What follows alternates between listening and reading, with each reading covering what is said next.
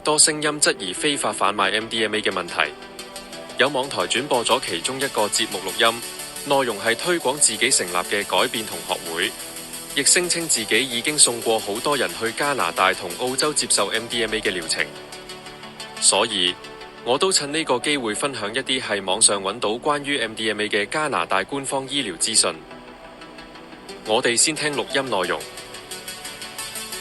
咁我做完嗰個治療之後咧，我就根治咗我所有嘅情緒病。咁呢個治療而家喺美國一路都有行緊啦，澳洲合法咗啦，加拿大合法咗啦，美國就幾個省合法啦，咁樣啦，咁咯。咁呢個就係一個叫做 MDMA 嘅治療啦。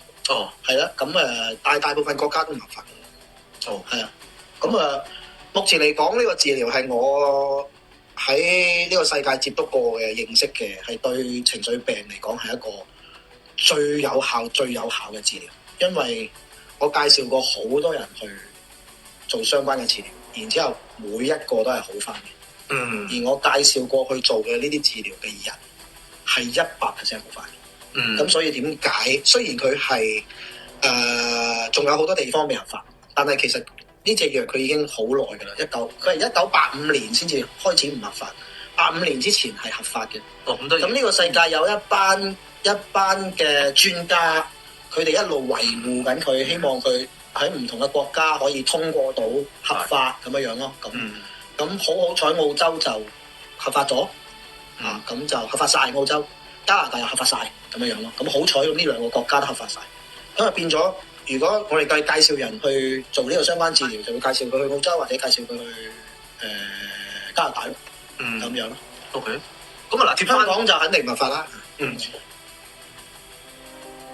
邵先生提到，加拿大已經合法係以偏概全，因為正確嘅講法係加拿大係高規格門檻之下，只係俾極少數生命受到嚴重威脅嘅情緒病人試用 MDMA。根據加拿大官方網站 Canada.ca， 病人只有2種合法途徑接觸 MDMA 治療：一、臨床試驗 Clinical Trial； 2、特殊用藥許可計劃 Special Access Program， 簡稱 SAP。SAP 係一個批准破格引用致幻劑，包括 MDMA， 俗稱搖頭丸，當中嘅活性成分用嚟做輔助性心理治療。申請人必須係加拿大合資格嘅精神科醫生，病人無法自行申請。SAP 由2022年1月開始，至2024年，全加拿大只有41名患者獲授權使用 MDMA， 絕大部分係加拿大本土人士。基於安全考量，申請 SAP 嘅條件必須有一份本地認可嘅詳細病歷。咁非本地人可唔可以申請 SAP？ 答案係可以，但程序相當嚴謹。以香港人為例，如果想透過 SAP 接受 MDMA 治療，首先要揾到一位加拿大本地嘅精神科醫生，佢願意接收境外病人，接受非本地病歷同接納病人申請嘅病因。同時，病人仲需要準備一封由香港註冊精神科醫生發出嘅推薦信，清楚說明已經試過所有常規療法但全部無效，而病人現正處於嚴重生命威脅嘅狀況。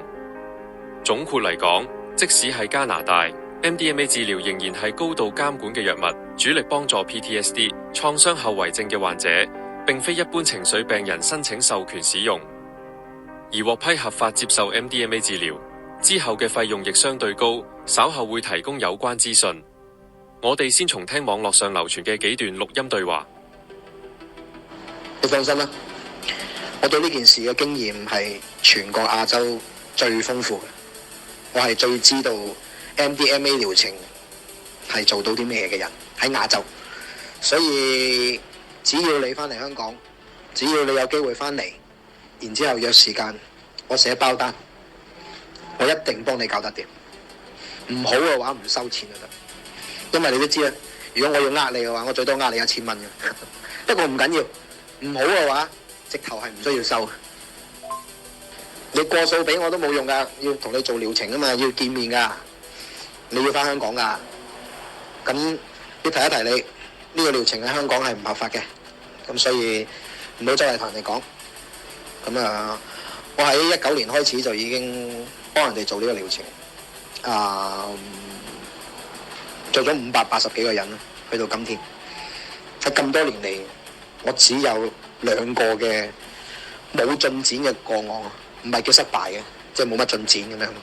580幾個人得2個冇乜進展，咁你可想而知我嘅成功率有幾高？